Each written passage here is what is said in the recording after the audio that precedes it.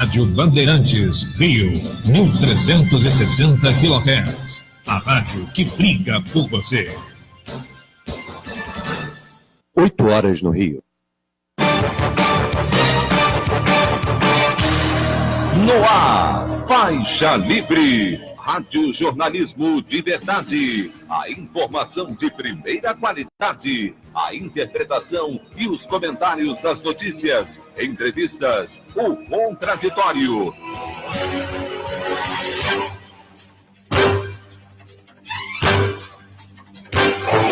Tudo para aproximar você cada vez mais da realidade do Brasil e do mundo.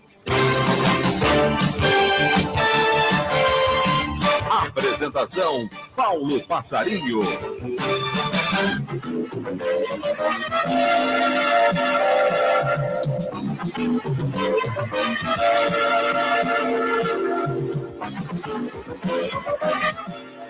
Perícia alegada pelo Ministério Público para desconsiderar denúncia do porteiro do condomínio onde moram Jair Bolsonaro e o suposto assassino de Marielle Franco não avaliou a possibilidade de alterações nos arquivos de áudios antes do seu exame pelos peritos. A perícia realizada não envolveu acesso à máquina onde os arquivos foram originalmente gravados e foi solicitado pelo Ministério Público algumas horas antes da própria entrevista, onde procuradoras afirmaram que as informações do porteiro não procediam.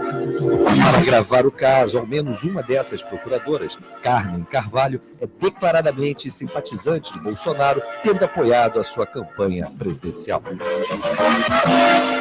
Enquanto isso, Eduardo Bolsonaro, filho do presidente, produz polêmica com defesa de um novo AI-5 frente a uma eventual radicalização de esquerda e atrai o furor oposicionista contra as suas reacionárias declarações. E a queda do Muro de Berlim, suas consequências geopolíticas e repercussões no ideário da própria esquerda é o tema do debate especial desta edição de sexta-feira, 1º de novembro do ano de 2019, do programa Faixa Livre. Bandeirantes, 1360.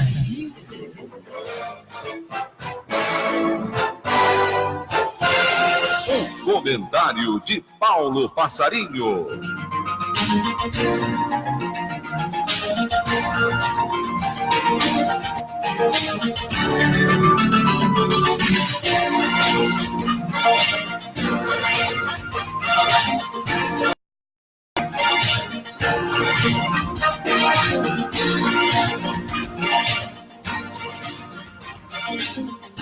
Bom dia, ouvintes. Eu diria que um circo está montado. As manchetes dos jornais todas priorizam essa declaração estapafúrdia do senhor Eduardo Bolsonaro, defendendo um novo AI-5 frente à radicalização da esquerda. É manchete na Folha de São Paulo, onde é estampado que Congresso e partidos reagem à fala de Eduardo sobre AI-5. É manchete no jornal O Globo, onde se aponta que Eduardo sugere novo AI-5 e é repreendido e se desculpa. E, sem sombra de dúvida, são declarações muito graves. Porém, muito mais grave é o que está ocorrendo em torno da chamada investigação que apura os responsáveis pelo assassinato de Marielle Franco. Se não vejamos, antes de ontem, as procuradoras que estão, nesse caso aqui do Rio de Janeiro, rapidamente se posicionaram descredenciando as afirmações do porteiro que afirma que no dia em que Marielle Franco foi assassinada, Elcio Queiroz, o suposto motorista desse assassinato, ele esteve não só no condomínio de Jair Bolsonaro, onde também mora o Rony Lessa, o suposto assassino da própria vereadora, e teria sido autorizado a entrar nesse condomínio a partir de uma voz que veio da casa do próprio Bolsonaro. Para o porteiro era o próprio Jair Bolsonaro. Não se sabe se essa ligação foi diretamente feita para a casa do Bolsonaro ou para algum celular de posse de Bolsonaro, porque Bolsonaro encontrava-se nesse dia em Brasília. Isso é fato. O que não é fato é necessariamente, são essas declarações das procuradoras que, com base em uma perícia, simplesmente descredenciaram completamente as informações desse porteiro. O problema é que a perícia realizada não envolveu acesso à máquina onde os arquivos foram originalmente gravados. Essa perícia também foi solicitada apenas algumas horas antes da própria entrevista, onde essas procuradoras dispensaram e desconsideraram essas afirmações do porteiro. E para gravar esse caso, ao menos uma dessas procuradoras, a senhora Carmen Carvalho, é declaradamente simpatizante de Bolsonaro, tendo apoiado inclusive a sua campanha presidencial. Francamente, essa história está completamente mal contada. E para gravar, um dia depois, surgem essas declarações de Eduardo Bolsonaro que atrai todo o furor oposicionista. Tanto é que o próprio jornal Folha de São Paulo, que deu furo a respeito dessa perícia, que na verdade não foi realizada, é isso que se conclui, ou pelo menos foi feita de maneira completamente superficial, não permitindo essas conclusões que apressadamente as procuradoras fizeram questão de publicizar. Pois bem, o próprio jornal Folha de São Paulo deixou de dar destaque ao seu próprio furo, que foi feito no dia de ontem. Convenhamos, me parece que toda essa situação acaba sendo muito cômoda para a família Bolsonaro. O que nós temos que investigar é quem mandou matar Marielle. Por que mandou matar Marielle? E cada vez mais essas suspeitas se aproximam da família de Bolsonaro. Por que a oposição não prioriza justamente essa questão, aprofundando as investigações, exigindo uma postura minimamente responsável, inclusive do Ministério Público? Essa que é a questão central. Nós não podemos deixar esse caso, mais uma vez, entre outros escândalos brasileiros, ir para o esquecimento ou para essa enrolação que essa turma aí envolvida na investigação está promovendo. Aliás, essa investigação já há muito é suspeita de estar sendo completamente viciada. Existe também uma própria investigação da Polícia Federal a respeito dessa investigação, que até o momento, depois de muitos e muitos meses, não ofereceu nenhum tipo de esclarecimento mais palpável. Nós estamos acompanhando e lamentamos que, mais uma vez, a oposição, de alguma maneira, cai no jogo dessa família Bolsonaro. É evidente que a fala de Eduardo Bolsonaro é gravíssima, mas muito mais grave é termos um presidente da República envolvido com milicianos, com pastores picaretas e ainda por cima suspeito de participação num crime dantesco como esse que eliminou Marielle Franco. A opinião do Faixa Livre.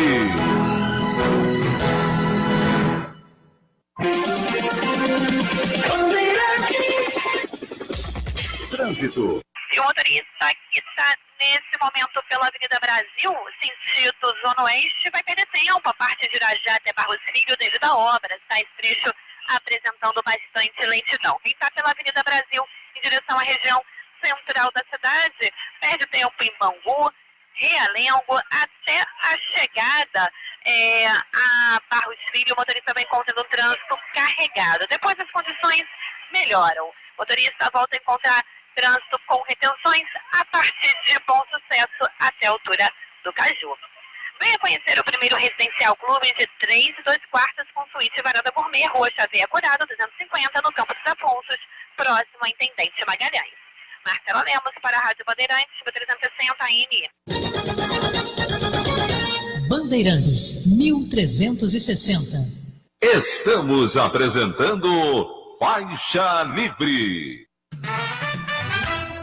Você, ouvinte do programa Faixa Livre, pode ajudar a mantê-lo no ar. Faça a sua contribuição diretamente na conta do Banco do Brasil, agência 0183, dígito X, conta corrente número 142426, dígito 2. Esta conta encontra-se em nome da Associação de Engenheiros da Petrobras, a EPET, uma das nossas entidades patrocinadoras, mas seus recursos são exclusivamente utilizados para a manutenção do nosso programa. Petróleo, eles estão de volta. No Brasil Colônia levaram nosso ouro e agora estão levando nosso petróleo e gás. Voltaram, não para pagar a conta ou pedir desculpas, mas porque agora querem o pré-sal. Portugal com a Petrogal, Espanha com a Repsol, Inglaterra com o BG Group, Holanda e Inglaterra com a Shell. Pelos leilões da ANP, as empresas estrangeiras já detêm metade do nosso petróleo. Reaja, o petróleo tem que ser nosso.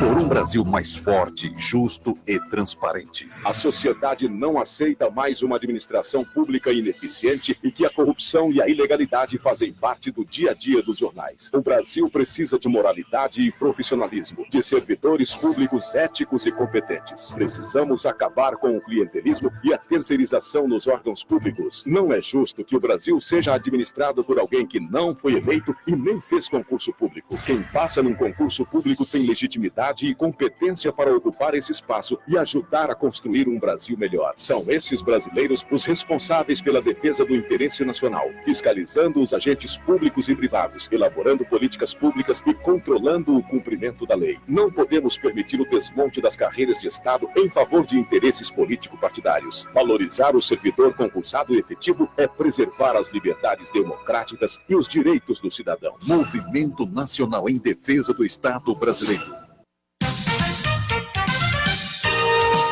Ouça, acompanhe e participe do programa Faixa Livre. Segunda-feira, das 9 às 10 horas da manhã. De terça a sexta-feira, das 8 às 10 horas. Sempre na Rádio Band AM 1360. Um debate atual e diário sobre política, economia e as grandes questões nacionais e internacionais que influenciam o nosso dia a dia.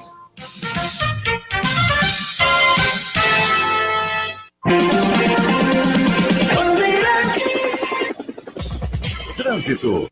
E a gente atualiza as condições também da linha vermelha, porque o motorista vai encontrando pontos de lentidão em direção à região central da cidade. Há problemas no trecho entre a rodovia Presidente Dutra e a BR-040, a chegada ao Parque das Missões também com movimentação carregada, e o trânsito continua lento na passagem pelo aeroporto do Galeão, Hospital Universitário. Enfim, o motorista vai encontrando um trânsito intenso com lentidão até a chegada ao Caju. No sentido Baixada Fluminense, sem grandes complicações, a movimentação é apenas intensa, com trânsito mais carregado nos acessos da BR-040 e também na Dutra. Preço líquido todo dia, que tem mais economia a semana inteira. O Catra com maminha bovina quilo, R$21,90, só até domingo. O preço líquido vale super a pena. Marcela Lemos para a Rádio Bandeirantes, 360 AM.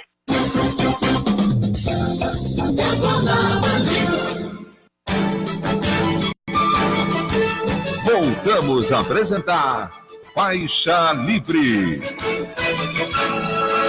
Estamos de volta, ouvintes, com o início da nossa edição dessa sexta-feira, 1º de novembro do ano de 2019, do programa Faixa Livre, que é uma produção da jornalista Celeste Sintra, auxiliada pela também jornalista Natália Moraes, e tendo no comando do áudio Francisco de Assis. Meu bom dia a todos e meu bom dia principalmente a vocês que podem aqui, vocês ouvintes que podem aqui participar, através do telefone 25431360, nos enviando mensagens eletrônicas para o endereço ouvinte@programafaixalivre.com.br ou ainda diretamente para a nossa página do Facebook, Programa Faixa Livre, onde vocês podem nos acompanhar ao vivo e a cores na transmissão que realizamos diariamente aqui do estúdio da Rádio Bandeirantes no Rio de Janeiro.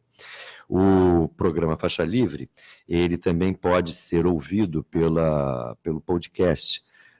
Nós estamos nessa plataforma e vocês podem ir nesse formato e vocês podem ouvir o programa, não ao vivo, depois do horário do programa, a qualquer hora, nas plataformas Spotify, Deezer e Castbox.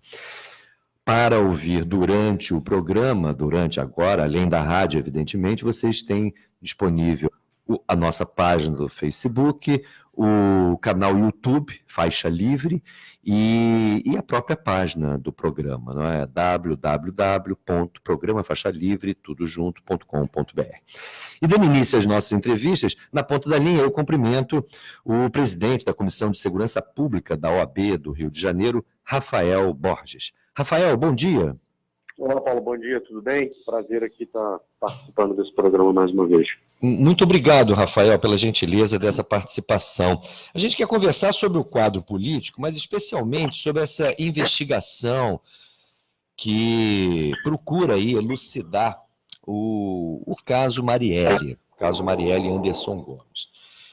Temos muito que falar sobre isso, mas ontem, em função dessas declarações do Eduardo Bolsonaro, defendendo aí um novo AI-5 frente a uma eventual radicalização da esquerda, parece que houve, por parte da oposição, principalmente, toda uma priorização a respeito dessa situação.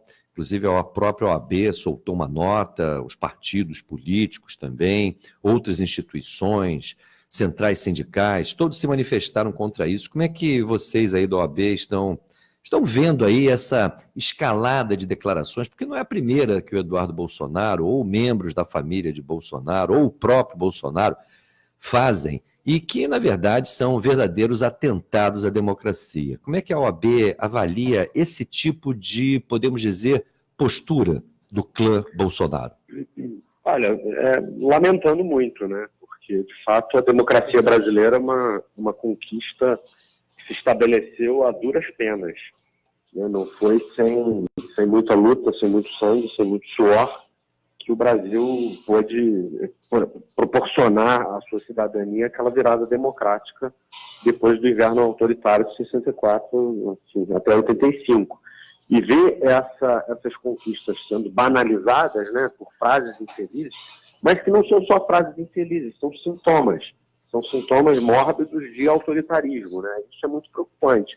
Agora, as instituições precisam estar vigilantes, né? E a OAB, sem dúvida nenhuma, está cumprindo o seu papel de promover a defesa radical do Estado Democrático de Direito e se insurgir sempre contra qualquer iniciativa que tenha como objetivo o enfraquecimento da democracia brasileira. Agora, Rafael, muito além de ser uma frase infeliz, essa é uma frase que pode ser planejada. E aqui eu quero entrar no assunto Marielle, porque, convenhamos, a divulgação daquela matéria da Folha de São Paulo no dia de ontem é impressionante.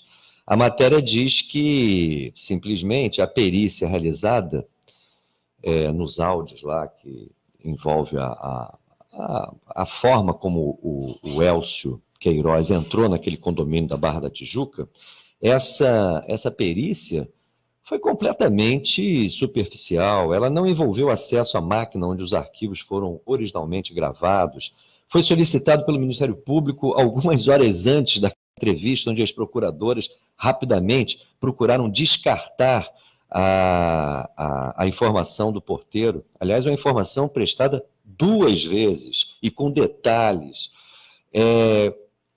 Isso não pode ter sido também uma tremenda manobra diversionista? Porque a oposição parece que caiu direitinho nesse conto do vigário, e a tal da imprensa corporativa também. A própria Folha de São Paulo, que deu o furo a respeito da perícia, não deu nenhuma manchete hoje. No interior do jornal tem a matéria, mas a manchete é, evidentemente, o problema da declaração estapafúrdia do 01. Acho que ele é o 01, não é? Nunca sei. O Eduardo. 1, 2, 3. Não, é o 02. O mais velho é o Flávio. O 03 é o Carluxo, não é isso? O Eduardo é o 02. Bem, não importa, é esse que queria ser embaixador lá nos Estados Unidos.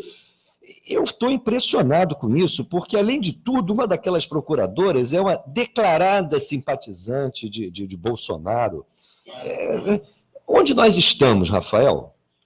Estamos num lugar perigoso, eu não tenho dúvida nenhuma disso. As instituições, o Brasil não pode ter uma polícia de caráter político, né? Ou uma investigação de natureza política. Por mais importantes que sejam, enfim, por mais sensíveis que sejam os agentes envolvidos numa determinada investigação.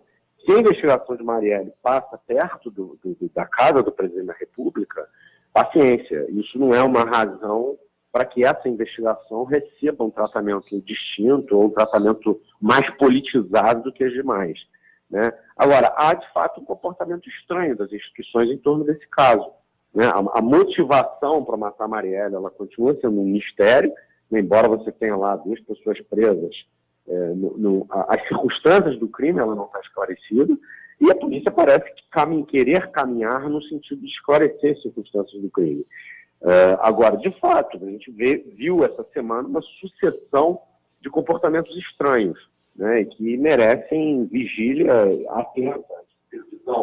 É estranho, quer dizer, não pode, as instituições não podem se comportar diferentemente, porque a investigação está passando perto da casa do presidente da República.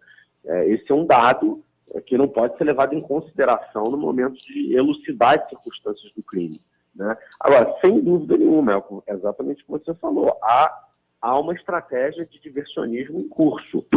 Essas falas desencontradas e essas falas, enfim, às quais eu me referi como infelizes, né, que vez ou outra são proferidas pelo clã Bolsonaro, elas atendem a finalidade do circo, né, a finalidade de produzir ali um desvio de atenção daquilo que realmente importa. Não que não me preocupe essas falas com conteúdo, com teor autoritário, né? Claro que me preocupa, e é claro que ela pode ter um fundo material verdadeiro. Agora, muito mais do que isso, elas são falas que desviam a atenção da população daquilo que realmente está acontecendo. E os processos que acontecem hoje no Brasil, os processos sociais, eles são realmente muito graves, né? O Brasil é uma economia nacional à venda, né? O Brasil está passando por um processo econômico seríssimo. A gente está se desfazendo completamente das nossas riquezas nacionais, sem nenhum pudor, sem nenhum cuidado, sem nenhum critério de razoabilidade. E essas falas, esse tipo de atitude, live de 28 minutos, com estética histriônica, tudo isso atende a uma finalidade de desviar a atenção para os assuntos que são realmente importantes, né? O Brasil é um país em processo de desfazimento. Isso é muito sério, né? É um projeto de nação que está sendo completamente destruído nesse momento, né? E tem essa estratégia está sendo colocada em curso mesmo. Vamos distraí-los para a gente poder fazer as coisas que a gente tem que fazer sem grande perturbação. E isso está sendo alcançado com êxito, né? A pauta da política nacional toda ela é definida pelo clã Bolsonaro, né? A gente conversa o que o Bolsonaro quer que a gente converse, né? A definição da pauta política é dele. E isso é muito sério, porque tem coisas muito difíceis acontecendo nesse momento, né? Não só com a investigação de Marielle, mas também, como eu falei, com os processos econômicos. Essa, inclusive, com o respaldo do Supremo. Aquela decisão do Supremo autorizando a tal venda de subsidiárias da Petrobras sem sequer processo licitatório, aquilo é um verdadeiro escândalo, né? Agora parece que o PDT entrou com algumas ações no Supremo contra a venda da Embraer, entre outras, né? E essas privatizações selvagens. Vamos ver como é que o Supremo reage. Agora, o precedente é péssimo, né? Porque essa história de vender subsidiárias sem sequer processo licitatório, isso não existe em lugar nenhum do mundo, né? Agora, voltando ao caso da Marielle, frente a essas aparentes, flagrantes irregularidades do Ministério Público, olha o que eu estou dizendo, porque, francamente, a forma como essas procuradoras procuraram rapidamente descredenciar ou desconsiderar os depoimentos do porteiro impressionam muito. E quando a gente sabe, inclusive, que uma das procuradoras é declaradamente simpatizante de Bolsonaro, tem até foto com aquele parlamentar que participou de um ato de vandalismo, quebrando, né, aquele Rodrigo Amorim, né, quebrando uma placa de homenagem a Marielle. Tudo isso mostra a gravidade da situação. É possível a OAB fazer alguma coisa? Existe essa disposição da OAB entrar para valer num caso como esse, exigindo que haja o mínimo de decência nessa investigação? Veja, Paulo, a OAB não é um ator dessa investigação, né? Ela não é um ator desse processo. A polícia está conduzindo essas investigações que dizem respeito ali diretamente aos interesses da sociedade brasileira e também aos interesses dos familiares de Marielle, né? Que tem aí, né, nessa investigação um caminho para elucidar as circunstâncias da morte dela. O que a OAB pode fazer é exigir o cumprimento da lei, né? Como uma instituição democrática, republicana, importante da soberania nacional, é exigir o cumprimento da lei, é exigir que os processos, que os procedimentos, que tudo aquilo que diga respeito a essa investigação aconteça às claras e de maneira a, de fato, elucidar as circunstâncias do crime, né? É o que ela está tentando fazer, né? Através de manifestações, através de notas, através da militância das suas comissões estatutárias, exigiu. A OAB não pode se arrogar na condição de investigadora, não pode, enfim, assumir o papel das instituições republicanas para que não haja confusão, mas exigiu o cumprimento da lei, quer dizer, exigir que a lei seja observada, né? E eu acho que a OAB está se esforçando para isso, sem dúvida nenhuma que está, mas é um processo complicado, é uma investigação complicada, né? Em razão dos interesses que ela envolve, né? Em razão disso, em razão do fato dela estar passando pela calçada da casa do presidente da República. Isso desperta aí uma atenção, isso desperta um interesse múltiplo muito grande, né? E que a OAB pode fazer é vigiar, garantir o cumprimento da lei e o respeito às instituições nesse momento, entendeu? Rafael, o jornalista Leandro Demore, do Intercept Brasil, ontem produziu uma matéria onde justamente ele focaliza essa simpatia da procuradora Carmen Elisa Bastos de Carvalho pelo Bolsonaro, inclusive mostrando fotos dessa promotora com o próprio Rodrigo Amorim, lembrando que ela dizia que na época aí dos governos do PT nós vivíamos em um cativeiro esquerdopata, coisas do gênero. E ele defende claramente que essa promotora tem que ser afastada. Procede isso? Há condições legais desse tipo de... Então, veja, o Ministério Público brasileiro, assim como a magistratura brasileira, eles são proibidos de exercerem atividade político-partidária, né? Isso é uma proibição expressa nas leis orgânicas, tanto da magistratura quanto do Ministério Público. Agora, essa proibição de exercer manifestação político-partidária, ela não é um óbice, ela não é um obstáculo absoluto à liberdade de manifestação, né? Promotores e juízes, eles podem se manifestar publicamente sobre os assuntos, enfim, da política nacional, manifestar suas preferências, e etc., etc., né? Desde que isso não esteja vinculado a partidos políticos específicos, né? Eles não têm essa limitação.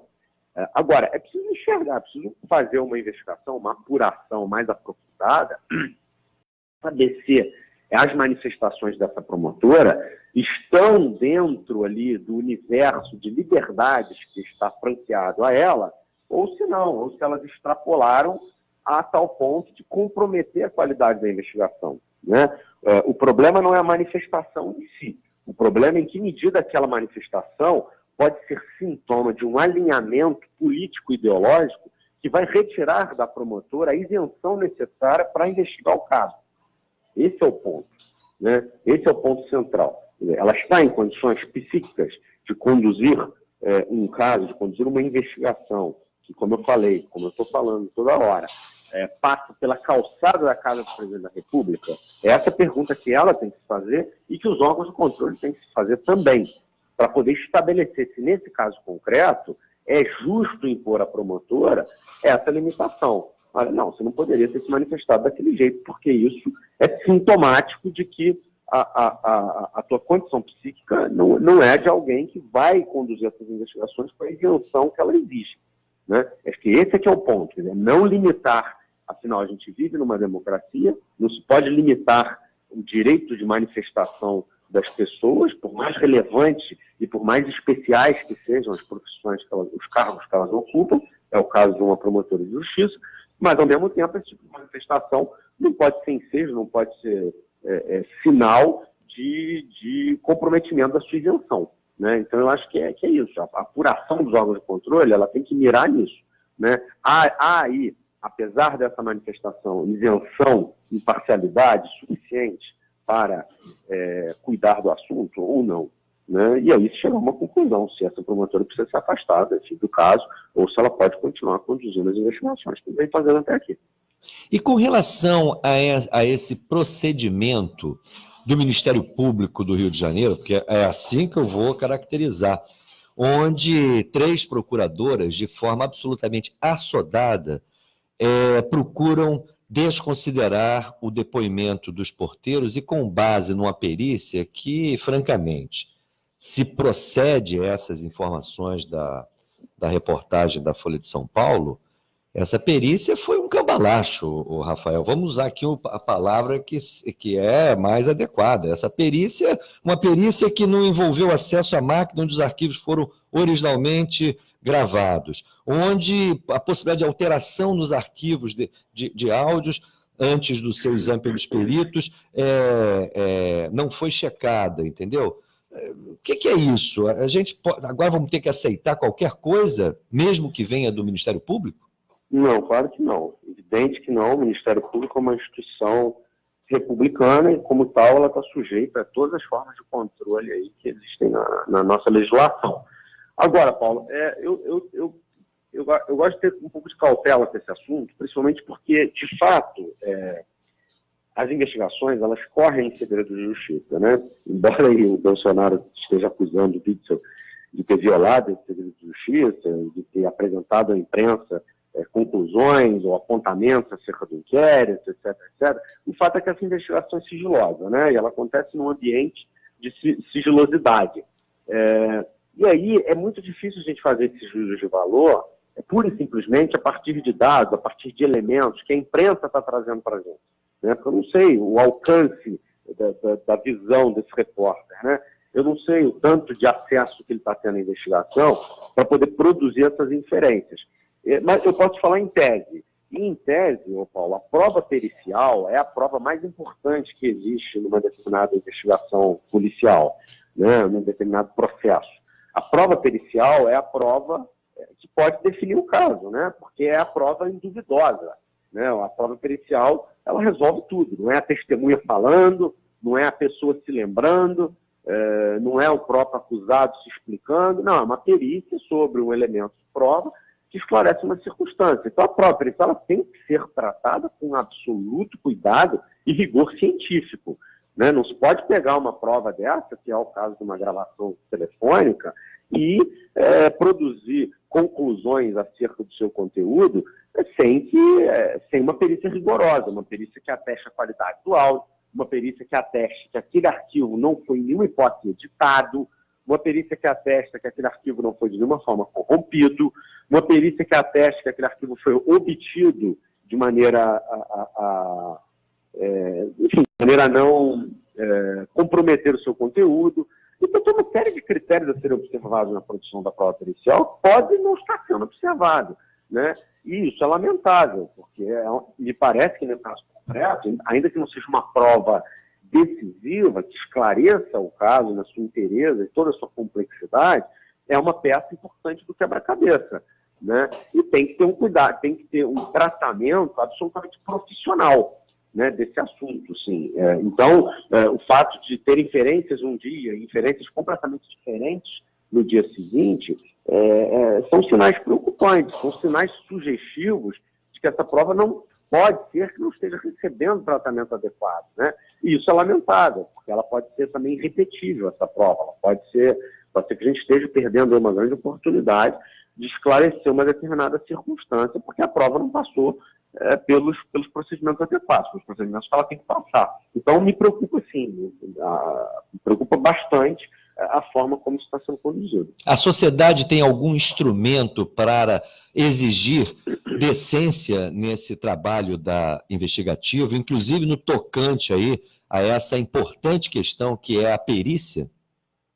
Pressão popular, Paulo. A sociedade pode fazer pressão, como sempre, né? O direito de resistir, o direito de espernear, o direito de exigir das autoridades o cumprimento da lei e a observância das normas.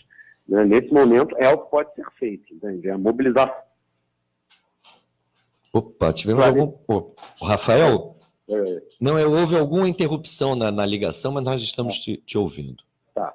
Eu dizia que a pressão popular é um instrumento mais importante do qual a sociedade dispõe nesse momento para poder fazer valer os seus interesses, né? É preciso que a sociedade entenda que o esclarecimento das circunstâncias do crime bárbaro que matou Marielle e Anderson, ela diz respeito à sociedade, né? Ela não é um dado, esse crime ele é um crime que tem contornos políticos muito claros e muito evidentes. Então, o seu esclarecimento não diz respeito só à família de Marielle e Anderson, aos seus amigos, ao seu partido político. Ela diz respeito à sociedade como um todo. A sociedade precisa interessar, saber e esclarecer as circunstâncias desses homicídios bárbaros e cruéis. Então, a sociedade tem que tomar consciência disso e exercer a sua pressão no limite da sua capacidade para que essas investigações transcorram em ambientes de normalidade, né? Que elas não fiquem sujeitas, que elas não fiquem sendo utilizadas como instrumentos de luta política, né? O que me incomoda hoje, de forma muito particular, é isso. É a utilização de uma investigação dessa natureza, dessa importância, né? Afinal de contas, o assassinato de 2 pessoas que estavam fazendo militância política no momento em que foram assassinados. Me preocupa que um assunto dessa natureza esteja sendo hoje instrumentalizado para opor pessoas que brigam no cenário político, né? Isso é muito grave, né? Essa semana a gente teve aí uma briga protagonizada por governador de um dos maiores estados do país, que por acaso é o nosso, o presidente da República, falando, instrumentalizando politicamente essa investigação, né? A Marielle Anderson não tem nada a ver com as pretensões de Wilson Witzel, Marielle Anderson não tem nada a ver com a estabilidade ou a instabilidade do governo Bolsonaro, né? As circunstâncias da morte dele, de Bárbara, ela tem que ser esclarecida, doa quem doer, independentemente do cenário eleitoral que se apresente, né? Acho que a sociedade não pode admitir justamente isso, esse uso político eleitoral de uma investigação tão importante, de uma investigação que fala tanto sobre a institucionalidade brasileira. Rafael Borges, muito obrigado pela sua entrevista, abrindo aqui os trabalhos do Faixa Livre de hoje. Aproveito e te desejo um bom dia de trabalho, um bom final de semana e um abraço. Obrigado, querido. Um abraço a você também, a todos os ouvintes. É um prazer aqui estar contribuindo com esse programa. Muito obrigado. Conversamos com o Rafael Borges, advogado, presidente da Comissão de Segurança Pública da OAB do Rio de Janeiro. Eu acho importante a necessidade permanente da pressão política, pressão popular. O problema é que a sociedade em si não existe, me parece, se não houver forças políticas estruturantes da representação dessa sociedade, é muito difícil a sociedade se fazer ouvir. Pelo menos é a minha opinião. Essa semana, por exemplo, frente a essa certa anomia que me parece toca a oposição de esquerda, nós tivemos, por exemplo, uma iniciativa de um conjunto de movimentos que patrocinou uma Assembleia Popular ali na Cinelândia. Foi, me parece, na quarta-feira. Nós até divulgamos aqui. Mas qual é a repercussão disso? Quais são qual é a real representação dessas forças que puxaram essa manifestação, essa Assembleia Popular, como foi caracterizada? Hoje também eu vejo que há uma convocação para as 17 horas na Cinelândia, justamente em torno aí desse escândalo que é o processo investigatório do assassinato da Marielle. Mas não fica claro quem é que está puxando essa manifestação. Então, se não houver claramente forças políticas que procuram estruturar esse mal-estar que está na sociedade, essa intranquilidade que vivemos frente a uma situação política absolutamente perigosa como estamos vivendo, acho difícil ter uma reviravolta. Mesmo em relação, por exemplo, a essa polêmica no meio dos petroleiros, a respeito da forma de luta, greve, a propósito da defesa de um bom acordo salarial ou da defesa da própria empresa, essa não é a luta somente dos petroleiros. Eu, essa semana mesmo, reivindicava que uma participação mais firme das centrais sindicais e dos partidos políticos para unificar esses sentimentos de revolta que estão dispersos, precisam ser canalizados. Eu não acredito que isso seja feito sem partido forte, sem partido que se coloque à frente dos movimentos. Podemos ter até manifestações espontâneas, mas elas vão se esvaindo se não houver uma força que estruture e dê consequência a esses movimentos, né? Bem, vamos a um brevíssimo intervalo, mas antes eu tenho aqui um aviso importante Nós ontem sorteamos, conforme combinado, o livro Conservadorismo Político em Minas Gerais, de autoria do Rudá Hit.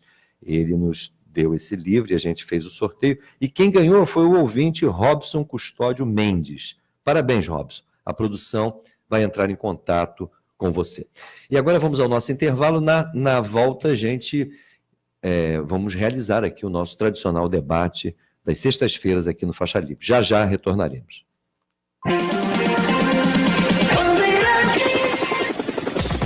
Trânsito. E a gente volta com informações também da região central do Rio. O motorista que está acessando a Francisco Bicalho em direção à Cidade Nova vai encontrando pontos de retenção desde a descida do gasômetro, a via Binário em direção à Praça Mauá, também com trânsito já carregado. O motorista perde um pouco de tempo por lá. Via Expresso do Porto tem um trecho de dificuldade, mas tem boas condições em direção à Zona Sul.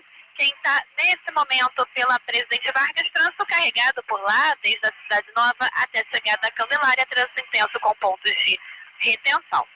Venha conhecer o primeiro residencial clube de 3 e 2 quartos com suíte e varanda gourmet, Rua Xavier Curado, 250, no Campo dos Afonsos, próximo à Intendente Magalhães. Marcelo Lemos para a Rádio Bandeirantes, 360 AM. Rede Bandeirantes de Rádio. Informação sempre na frente. Estamos apresentando Faixa Livre. Ouça, acompanhe e participe do programa Faixa Livre. Segunda-feira, das 9 às 10 horas da manhã. De terça a sexta-feira, das 8 às 10 horas. Sempre na Rádio Band AM 1360. Um debate atual e diário sobre política, economia e as grandes questões nacionais e internacionais que influenciam o nosso dia a dia.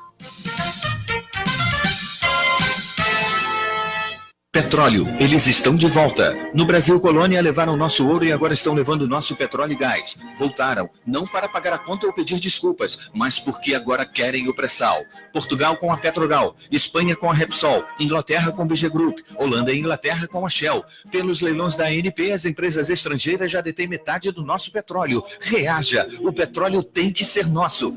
Por um Brasil mais forte, justo e transparente. A sociedade não aceita mais uma administração pública ineficiente e que a corrupção e a ilegalidade fazem parte do dia a dia dos jornais. O Brasil precisa de moralidade e profissionalismo, de servidores públicos éticos e competentes. Precisamos acabar com o clientelismo e a terceirização nos órgãos públicos. Não é justo que o Brasil seja administrado por alguém que não foi eleito e nem fez concurso público. Quem passa num concurso público tem legitimidade e competência para ocupar esse espaço e ajudar a construir um Brasil melhor. São esses brasileiros os responsáveis pela defesa do interesse nacional, fiscalizando os agentes públicos e privados, elaborando políticas públicas e controlando o cumprimento da lei. Não podemos permitir o desmonte das carreiras de Estado em favor de interesses político-partidários. Valorizar o servidor concursado efetivo é preservar as liberdades democráticas e os direitos do cidadão. Movimento Nacional em Defesa do Estado Brasileiro. Você, ouvinte do programa Faixa Livre, pode ajudar a mantê-lo no ar. Faça a sua contribuição diretamente na conta do Banco do Brasil, agência 0183, dígito X, conta corrente número 142426, dígito 2. Esta conta encontra-se em nome da Associação de Engenheiros da Petrobras, a EPET, uma das nossas entidades patrocinadoras, mas seus recursos são exclusivamente utilizados para a manutenção do nosso programa.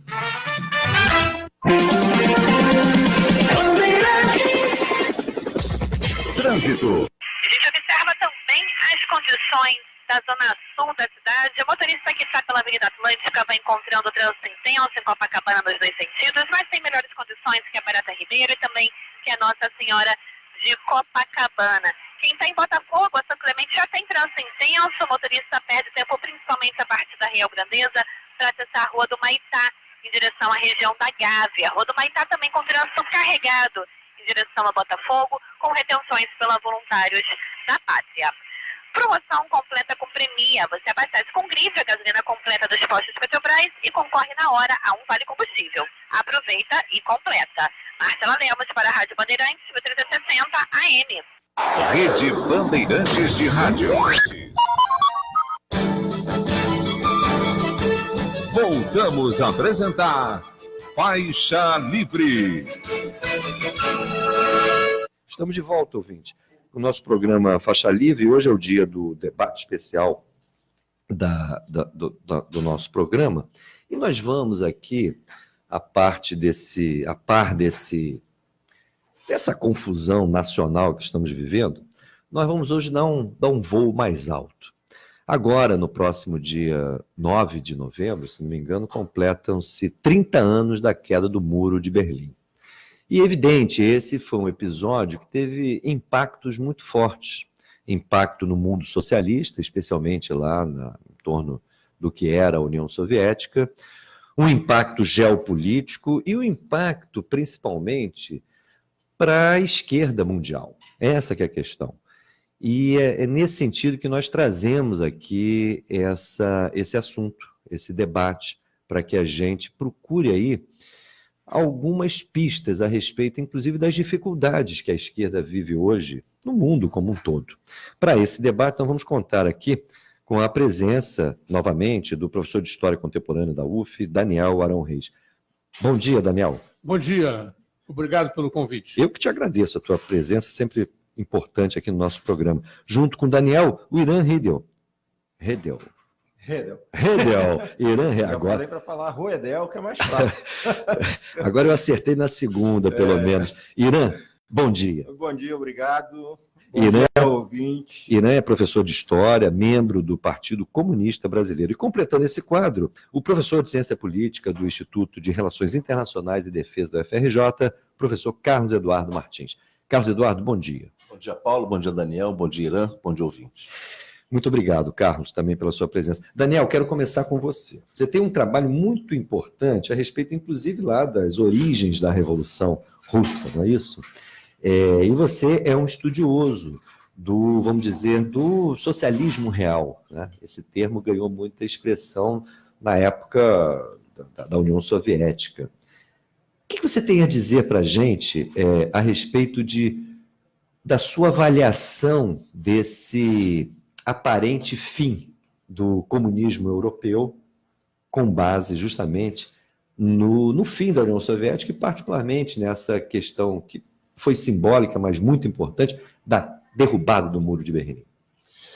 Bem, a derrubada do muro até hoje é celebrada, né, ou lamentada como um momento muito simbólico desse processo todo de desagregação do socialismo na Europa Central e na União Soviética.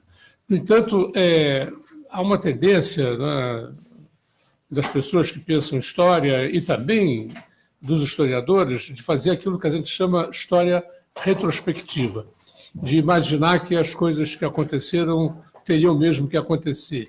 E de sorte que, nesse sentido, estabelece-se um nexo muito imediato e quase automático entre a desagregação do socialismo na Europa Central, assinalada simbolicamente pela derrubada do muro, e a desagregação do socialismo na União Soviética. Eu penso que a realidade é mais complexa e uma coisa não deveria ser considerada como causa eficiente do processo geral que houve na União Soviética. É claro que o muro só pôde ser construído com o aval da União Soviética, com o estímulo da União Soviética. E é claro também que a desagregação, a derrubada do muro, que simbolizou ali o fim do socialismo na Europa Central, isso teve uma repercussão grande na União Soviética, mas a União Soviética não estaria destinada necessariamente à desagregação. Então, eu penso que a gente tem que tomar um certo cuidado na análise da derrubada do muro, ou da queda do muro. O muro, na verdade, ele mais caiu do que foi derrubado, né? Porque ali aconteceu um processo de desgaste muito sério, muito fulminante no socialista que existia na RDA, o que era acompanhado na época por uma crise geral que afetou também o socialismo na Hungria, na Polônia.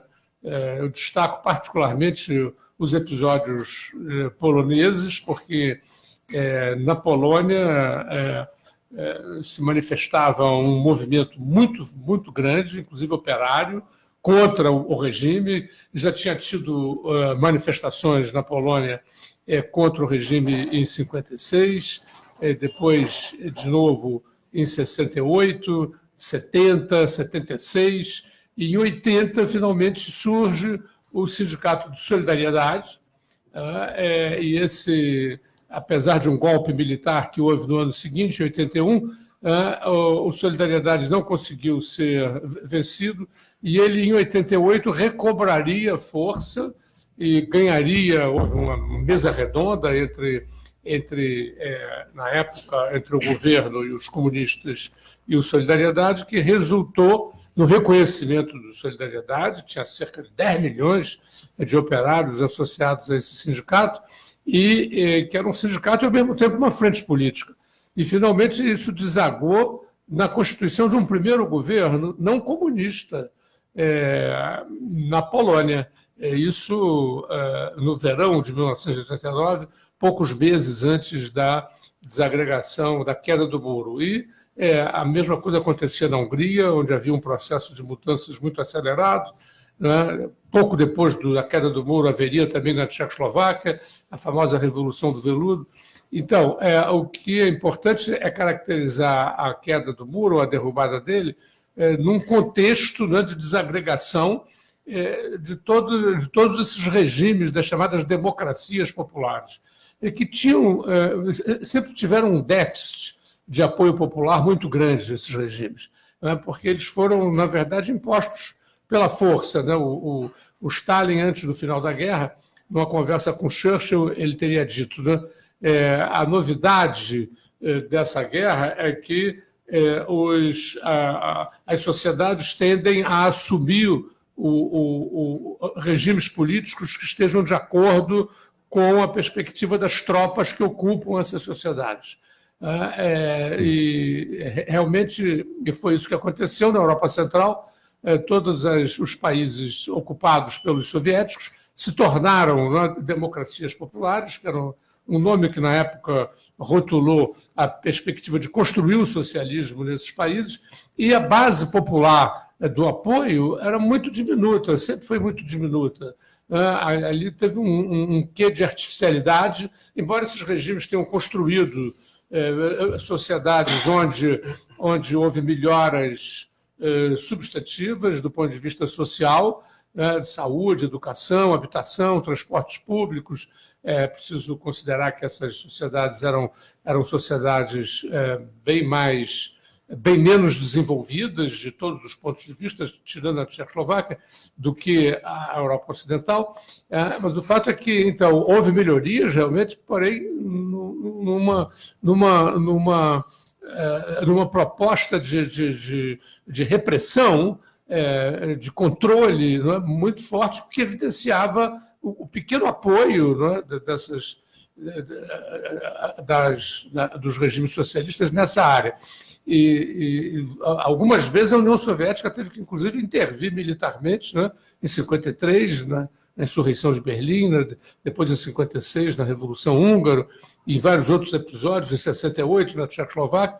E de sorte que, quando a União Soviética retirou esse apoio, o Gorbachev, e inúmeras, Mikhail Gorbachev, o secretário-geral e dirigente máximo da União Soviética, em várias oportunidades ele declarou que a União Soviética não interviria mais no destino dessas sociedades, que elas teriam liberdade. Declarou isso não só na ONU, como declarou também numa reunião de lideranças comunistas que se realizou em 88 em Bucareste, que ele não iria intervir. Então, isso abriu, né, a possibilidade de que essa resistência, né, muito, muito profundamente ancorada nessas sociedades contra aqueles regimes pudesse desabrochar, desabrochou com muita força, e o muro caiu nesse contexto, e nesse contexto também caíram os regimes socialistas dessa parte do mundo. O que não significa, volto a enfatizar, que então já estaria escrita, já estaria definida a desagregação do socialismo na União Soviética. Eu acho que na União Soviética as circunstâncias foram diferentes, há conexões entre esses dois processos, evidentemente, né? Mas o destino do socialismo da União Soviética, a meu ver, não estava selado pela desagregação do muro, né? Ali há um dinamismo próprio que é preciso entender na sua especificidade. Mas, realmente, o muro, a queda dele significou, simbolicamente, né, assinalou a queda desses regimes de democracia popular na Europa Central. Importante introdução, Irã, o Daniel faz, porque ele claramente procura, me parece, com toda a correção, diferenciar o processo de desagregação, vamos dizer, da experiência socialista nesses países ali da Europa Central do que ocorreu na própria União Soviética. E a sua visão? Como é que você avalia esse quadro? Bom, eu concordo em boa parte do que o Daniel coloca, mas a gente abordar o Muro de Berlim, não só sua queda, mas a existência de um Muro de Berlim desconectada de um modelo pautado, né, que defendia, na realidade, uma alienação da população em relação às decisões políticas. Né? Eu estou falando do stalinismo. O Muro de Berlim é perfeitamente de acordo com o modelo implantado pelo Stalin, né, e no que vem a se configurar no stalinismo, ou seja, que vai para além da própria figura do Stalin, porque esse modelo ele persiste ainda após a morte do Stalin, mais ou menos 3 décadas, e esse modelo ele teve por característica a separação entre uma burocracia que tinha o controle do aparato político e decisório, né? Era um modelo com certas garantias sociais, a gente não pode negar, um amparo social muito grande, até porque ele se instala inicialmente em regiões extremamente pobres da Europa e da Ásia, onde qualquer iniciativa que você fizesse nesse sentido já era um grande avanço, mas, em compensação, há um distanciamento entre a burocracia que decide, dirigente, né, e a população em si. Isso aí eu acho que é a primeira coisa que a gente tem de entender nesse processo, né, de levar em conta nesse processo da construção de um muro em Berlim pós-Segunda Guerra Mundial. Tá? Ou seja, é a afirmação de um burocratismo. E aí eu estou falando esse sufixo ismo mesmo no sentido pejorativo, porque ele é um caminho de alienação política da sociedade. Tá? Justamente o Muro de Berlim, ele não, e aí por isso eu concordo nesse aspecto com o Daniel, ele não é o causador da derrocada, na realidade, não só da União Soviética, mas do próprio leste europeu. Ele é parte desse processo de desagregação que vem do esvaziamento e do questionamento de um modelo político que se configurou como o socialismo real, se apresentando como a via possível e única do socialismo. Então, o que entra em crise é esse modelo, não é a luta pelo socialismo. A luta pelo socialismo continua, né, como a luta pelo comunismo continua. Pós-Segunda Guerra Mundial, os partidos comunistas no leste europeu, eles têm um apoio popular, e não é simplesmente pelas tropas que ocuparam ali e expulsaram o nazifascismo, mas também pelo envolvimento dos partidos comunistas, dos militantes dos partidos comunistas, no processo de emancipação desses países, de luta contra o interventor, de luta contra a ditadura nazista. Né? Então, eles chegam ao poder. Agora, obviamente que com a influência da União Soviética e a hegemonia da União Soviética no campo comunista, do movimento comunista internacional, ela, obviamente, redireciona isso, né, esse processo para se aproximar no máximo possível ao seu modelo. E não é à toa que o Tito já havia rompido com Stalin, né, e se torna uma ovelha negra ali na... Você, quando diz que havia apoio popular na chamada Europa Oriental aos partidos comunistas, por conta, inclusive, da luta contra o nazismo, isso não é localizado principalmente, por exemplo, na Iugoslávia? Na Iugoslávia você teve uma resistência muito forte, sim, que tinha lá no Tito uma liderança maior. Observamos isso, por exemplo, em países da chamada Europa Ocidental, mas isso ocorreu também ali no miolo da Europa Oriental. É uma dúvida que eu tenho, porque me parece que ali o que pesou mesmo foi a luta militar vencida pelo Exército Vermelho. Sim, sem sombra de dúvida, né? O aparato militar, para você vencer o aparato militar nazista, não vai ser simplesmente com o apoio dos partidos comunistas locais. Você tem de ter... até a própria Europa Ocidental também se liberta do nazismo, graças a quê? Ao grande aparato militar da União Soviética e também dos aliados. Né? Então, havia ali uma guerra descomunal. Né? Mas esse apoio dos partidos comunistas não se dá simplesmente na Europa. Basta ver em relação à China. Né? O Partido Comunista ganha prestígio, não contra o nazismo, mas contra os japoneses.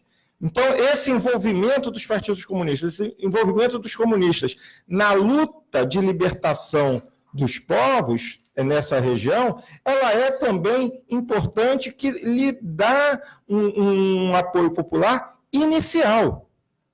O problema se dá depois com a implantação do regime socialista, que é o modelo, que é a transplantação do modelo da União Soviética para essa região. E aí é também o momento em que você começa a ter não mais uma discussão de luta de classes, mas você passa a ter uma discussão dominando o campo comunista internacional, né, de geopolítica, de áreas de influência. E aí as questões de classe passam para segundo plano. Daniel, você cria uma parte. Eu queria trazer aqui, acho importante, porque, claro, a historiografia está sempre envolvida em batalhas intermináveis, de interpretações diferenciadas, não, isso é comum. Mas trazer aqui algumas evidências de informação. Né? Eu acho que na área da Europa Central, você tem aí, em relação ao exército soviético, né, você tem três situações que, a meu ver, deveriam ser distinguidas. Em primeiro lugar, a Iugoslávia, né, que aqui foi mencionada. Efetivamente, ali as guerrilhas na Iugoslávia tiveram um papel muito importante, inclusive auxiliaram o exército soviético, e isso, como contrapartida, levou ao fato de que o exército soviético rapidamente se retirou da Iugoslávia. A Iugoslávia ela foi libertada pela guerrilha, né? Embora o exército soviético tenha contribuído, é um traço distintivo. Outro país que viveu também guerrilhas importantes, não tão importantes como a Iugoslávia, mas que merece registro, foi a Albânia. Né? Houve ali guerrilhas também importantes. E, finalmente, também merece registro o fato de que a Tchecoslováquia, sobretudo da sua região ocidental, que hoje constitui a República Tcheca, era uma região onde havia uma tradição de luta socialista, né, e de consciência. Havia ali um partido comunista e um partido social-democrata, antes da Segunda Guerra Mundial, muito vivos, muito populares, e isso depois foi reiterado depois da Segunda Guerra Mundial, onde houve eleições, né, nesse país e eles tiveram uma votação que chegava a quase 40% dos votos. Ou seja, em relação ao caráter artificial do socialismo na região, esses três... essas três exceções claras, né, no teu ponto de vista. É preciso distingui-los, por exemplo, da Polônia, da Hungria e de outros países da região. Perfeito. Carlos Eduardo, sua visão. Eu acho que, já foi colocado pelos colegas aqui, que o socialismo que se estabelece ali não é um socialismo que se originou de processo revolucionário. Não é um socialismo de guerra, um socialismo que foi imposto pela guerra.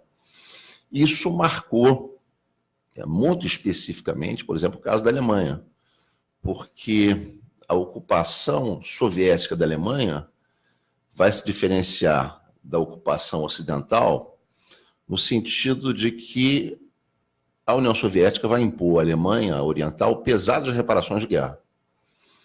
E mais, né, havia uma forte preocupação de impedir que essa Alemanha Oriental ressurgisse como uma ameaça geopolítica para a União Soviética. Então, a União Soviética vai desindustrializar a Alemanha Oriental pesadamente, enquanto que os aliados vão fazer uma política de desenvolvimento industrial na Alemanha Ocidental, a política stalinista é exatamente oposta na Alemanha Oriental. Há exemplos de ações da União Soviética de transferência de estruturas industriais inteiras que não haviam sido destruídas, evidentemente, pela guerra, diretamente, a transferência dessas estruturas diretamente do solo alemão, no caso oriental, para a Rússia, né? Exatamente. E isso cria já imediatamente uma disparidade de poder econômico entre a Alemanha Oriental e a Alemanha Ocidental. A expectativa stalinista era de que toda a Alemanha ficasse sob domínio soviético. Não se consegue estabelecer isso, e a União Soviética, inicialmente, inclusive, impõe um bloqueio à Alemanha Ocidental, na medida em que a maior parte dos alimentos consumidos pela Alemanha Ocidental vinham da Alemanha Oriental. Então, se estabelece um bloqueio que fracassa porque os aliados fazem um transporte aéreo de alimentos e de produtos de necessidade básica. Então, há inicialmente essa enorme dificuldade do stalinismo estabelecer uma relação positiva com essa sociedade que se quer dominar, que é a sociedade da Alemanha Oriental. Isso provoca uma fuga em massa de habitantes, saem até 53, 54, cerca de 2, 3 milhões de habitantes da Alemanha Oriental, e o muro vem exatamente para impedir esse processo de saída dessa população para a Alemanha Ocidental. Então, não é o socialismo em geral, é um socialismo que está marcado por uma contradição muito forte entre a sociedade soviética e a sociedade alemã, que era uma sociedade que se envolveu na guerra contra a União Soviética. Depois, um outro ponto importante a mencionar é que na queda do muro, precede a queda do muro, uma crise brutal no socialismo europeu nos anos 80. Não é? Uma crise que está vinculada a um processo de endividamento internacional desses países do leste europeu com a banca internacional, com o FMI. Então, são países que fazem o que o Brasil fez na década de 70, tomam créditos internacionais da banca internacional para desenvolver um processo de industrialização e são pegos no contrapé com a política de elevação da taxa de juros e valorização do dólar que o governo Carter, no final, faz e o governo Reagan, então, aprofunda. Ao mesmo tempo, a União Soviética é pesadamente atingida pela queda dos preços do petróleo, que também era outra estratégia norte-americana, e por isso a União Soviética fica sem condição de sustentar economicamente essa área que estava no seu entorno e busca, então, se livrar do peso econômico das implicações que tinha no leste europeu. Daí, então, que o Gorbachev, inclusive, estimula, na verdade, o processo de reintegração da Alemanha Oriental na Alemanha Ocidental. É importante mencionar, não é, que o muro caiu, mas as disparidades sociais permanecem. Hoje, a maior parte dos moradores da Alemanha Oriental se consideram subcidadãos. Houve, nos primeiros 10 anos, uma aproximação da renda per capita da Alemanha Oriental frente à Alemanha Ocidental. Saiu aí, a Alemanha Oriental tinha, aí, depois da crise dos anos 80, um nível de renda per capita equivalente a uns 40% da Alemanha Ocidental. Se sobe com forte intervenção do Estado na década de 90 para cerca de 65%, e não se muda muito de lá para cá. E um outro fenômeno muito interessante é que a Alemanha Oriental perdeu população. E hoje a Alemanha Oriental tem uma população menor do que ela tinha em 1915. Então, a queda do muro não reintegrou efetivamente a Alemanha Oriental a um projeto de Estado-nação consistente. E mais, a reintegração da Alemanha Oriental permitiu também à burguesia alemã conter fortemente os salários dos trabalhadores alemães e usar a União Europeia, combinando a sua alta tecnologia com baixos salários para quebrar os países vizinhos, a indústria dos países vizinhos na Europa, enfim, na União Europeia.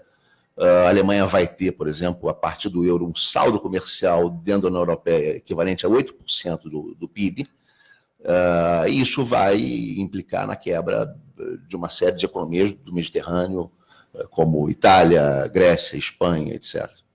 Então, os comentários iniciais. Te agradeço, Carlos Eduardo. O Daniel, essa abordagem do Carlos Eduardo me parece muito rica, e me ocorreu o seguinte: em determinado momento da Revolução Russa, já é no tempo do Stalin, é lançada aquela consigna do socialismo em um só país.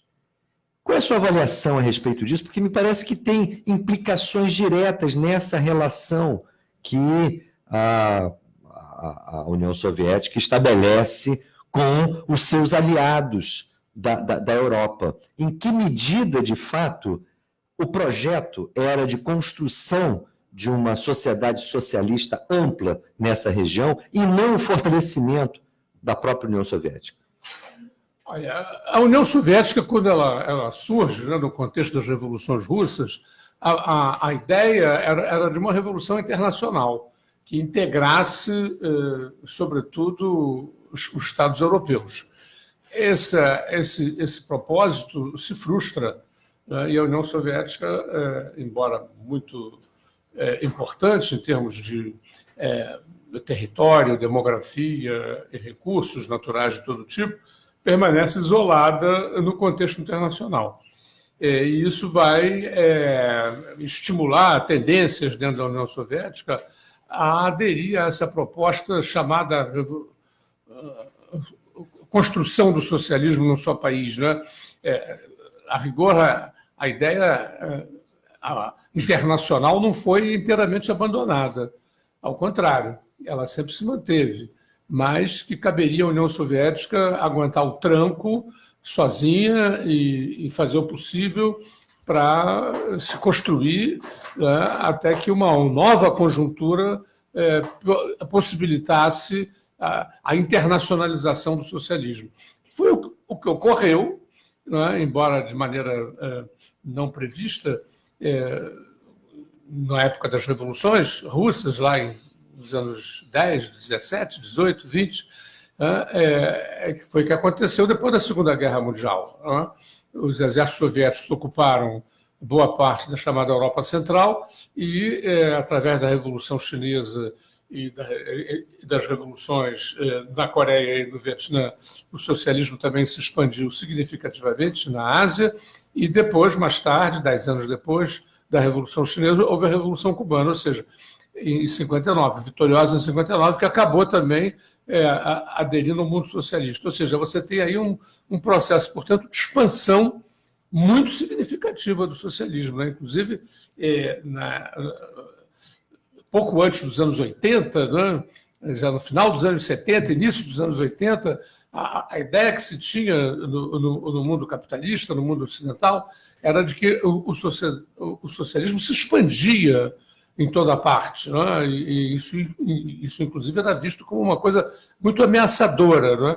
E, surpreendentemente, ao contrário do que se imaginava, o socialismo aí conheceu uma crise de muita profundidade e acabou se desagregando na Europa Central e na União Soviética. Ou seja, essa história do socialismo num só país, né, depois da Segunda Guerra Mundial, ele se reconfigura de maneira completamente diferente. Mas não por ação direta da União Soviética, ainda que tenha tido importância, me parece, o Cominform, né, as articulações dos comunistas a partir da União Soviética, os processos, tanto no Vietnã quanto em Cuba, inclusive, o processo revolucionário, na sua origem, tinha oposição ferrenha do Partido Comunista Cubano, e na China houve um processo que sempre se diferenciou e acabou culminando, inclusive, com um rompimento posterior. Essa é uma questão que eu quero, inclusive, abordar com vocês, porque, em geral, a questão do muro é associada à crise do socialismo no mundo. Só que, convenhamos, o socialismo continua se expandindo na Ásia e também aqui na nossa América Latina. Até que ponto, e aí eu já jogo para o Irã essa questão, até que ponto esses impactos aí do simbolismo da queda do Muro de Berlim, do fim da União Soviética, do fim das chamadas democracias populares na Europa Oriental, em que medida isso não representou um fracasso, na verdade, dos comunistas europeus e não dos comunistas pelo mundo afora? Eu concordo em parte pelo seguinte: os comunistas europeus, e aí os comunistas do leste europeu, né, que tem uma visão diferente dos comunistas do Ocidente. Mas né? esses também foram derrotados. Sim, foram. Mas, por exemplo, hoje o Partido Comunista Português não é tão derrotado assim. Né? Ele, inclusive, compõe mas é a periferia ali. Mas tudo bem. O que, na realidade, é derrotado, e eu gosto de afirmar isso, até que me provem o contrário, me convençam, né? O Che Guevara tinha essa mania, né? O Fidel chegava para ele, vamos fazer isso. Ele, não, me convença. Né? Primeiro, então, não é assim, né? Mas até que me convençam do contrário, o que os comunistas europeos, eles são derrotados nessa perspectiva do socialismo real. E aí eu volto a afirmar, porque o modelo de socialismo que entra em crise e que leva à queda do Muro de Berlim, que leva à fragmentação do que era antes o leste europeu socialista, esse modelo é posto em xeque. Agora, o processo, por exemplo, de Cuba, não concordo que a Revolução Cubana tenha tido uma ferrenha oposição do Partido Comunista. Discordava. Os barbudos eram considerados pelo PCC como irresponsáveis, Irã. Sim, mas irresponsável não quer dizer que você tivesse o Partido Comunista que fosse de oposição à Revolução. Entendeu? O Partido Comunista não via o movimento 26 de julho como capaz de fazer uma revolução. Sim, mas isso aí era uma visão de momento. Durante um certo tempo. Sim, logo depois da vitória, eles claramente convergiram. Antes mesmo da vitória, o Partido Comunista local se aproximou através de uma gestão conduzida pelo Carlos Rafael Rodrigues, que havia sido ministro do Fulgêncio Batista, lá atrás. E constituíram uma aliança que depois participou da vitória. Né? Quer dizer, o Partido Comunista realmente, no começo, na época do quartel Moncada e depois nos inícios da Revolução da Guerrilha, né, empreendida pelo movimento 26 de Julho, o Partido Comunista Cubano achava que ele não tinha esse nome, né, Partido Socialista. Eles achavam que aquilo era temerário, né, era uma tática equivocada. Porém, mais tarde, eles reconheceram esse erro, né? Tanto o Blas Roca, que era o grande dirigente, como o Carlos Rafael Rodrigues, reconheceram esse erro, se aproximaram, né, dos guerrilheiros lá, liderados pelo Fidel e pelo Che, e constituíram uma aliança antes mesmo da vitória final da Revolução. E, posteriormente, né, essa aliança acabou se consolidando e todos esses movimentos, o Partido Socialista Cubano, o Movimento Revolucionário 26 de Julho e outra organização revolucionária que existia lá, o Diretório Revolucionário, eles constituíram uma frente que acabou canalizando na fundação do Partido Comunista Cubano em 65. Quer dizer, então é preciso distinguir que realmente as simpatias dos comunistas cubanos com o movimento revolucionário 26 de julho eram problemáticas, mas essa coisa conseguiu ser superada antes mesmo do triunfo da Revolução. Mas há um custo muito alto, não é, Daniel? Essa aproximação levou a uma dilaceração do próprio movimento 26 de julho. Houve muita resistência a essa aproximação e de setores que não eram necessariamente liberais, porque o movimento 26 de julho também tinha setores liberais. Eu me refiro a setores considerados revolucionários, de esquerda, socialistas, dentro do movimento 26 de julho. Então, esse modelo, Irã, que você critica, o modelo da burocracia de um lado, das classes populares de outro, teve repercussões muito fortes. Sim, sem sombra de dúvida que teve. Agora, a questão também, a gente tem de lembrar, não só os partidos comunistas, eles estão sob a ótica da influência da visão marxista e leninista exportada pela União Soviética, tá?